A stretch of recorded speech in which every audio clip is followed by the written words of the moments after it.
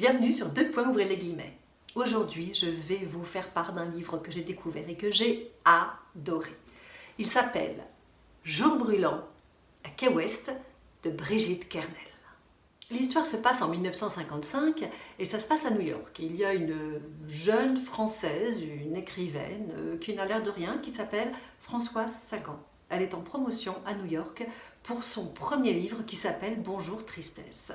Elle a 19 ans, c'est son premier livre et c'est un véritable best-seller en France et aussi dans le monde entier. Elle est donc invitée à New York pour parler de son livre, pour faire la promotion, pour faire des dédicaces. Et elle s'ennuie à mourir parce que c'est pas du tout son truc de serrer les mains et de faire des cocktails, d'être très people, c'est pas du tout son truc et elle décide finalement elle en a assez et elle reste enfermée dans sa chambre. Et puis elle a fait savoir dans les nombreuses interviews qu'elle a faites qu'elle aimait beaucoup Tennessee Williams. Voilà, c'était un de ses auteurs américains préférés. Et puis, d'un autre côté, eh bien, il y a, toujours aux États-Unis, à Key West, Tennessee Williams, qui est dans sa maison, qui écrit une 65e fois La chatte sur un toit brûlant, qui va être adapté au cinéma et il doit faire des retouches. Il est chez lui avec son petit ami qui lui sert de secrétaire, qui s'appelle Frank Merlot, et il est aussi là-bas avec Carlson McCullers, qui est une écrivaine, très connue à l'époque. Tennessee Williams lit le journal et il voit une interview de Françoise Sagan disant qu'elle adore Tennessee Williams. Eh bien, qu'à cela ne tienne, on va l'inviter chez nous. On va voir, ça va être très intéressant de rencontrer cette jeune Française.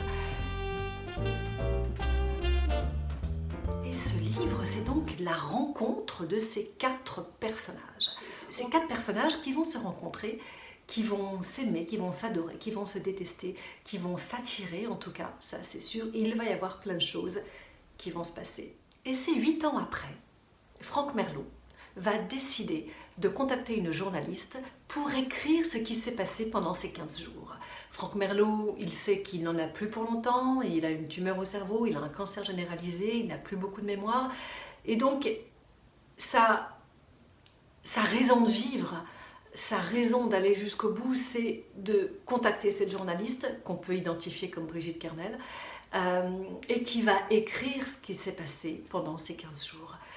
Vous l'avez compris, j'ai adoré ce livre, je vous le répète, Jour brûlant à Key West. Vraiment, vous passerez un très très bon moment. Alors, vous pouvez relire aussi Bonjour Tristesse. Bonjour Tristesse, quand je l'ai parcouru du coup, et je me dis, mais elle était quand même sacrément culottée à cette époque de parler de ce genre de choses. D'ailleurs, ça a véritablement été un scandale hein, en 55 quand il est sorti. Et puis sinon, eh bien, écoutez, moi je vous conseillerais le récit que son fils a fait après sa mort, qui s'appelle le fils s'appelle Denis Westhoff, et il a écrit un très joli récit qui s'appelle Sagan et fils, qui est paru chez Stock, qui est paru, je crois, en poche, et qui raconte vraiment très très bien, avec beaucoup de pudeur, beaucoup de douceur, la vie qu'il a eue avec Françoise Sagan, qui n'était pas toujours facile. En tout cas, elle aussi, un sacré personnage, et ça fait du bien de passer un moment avec elle. Merci, et à la semaine prochaine.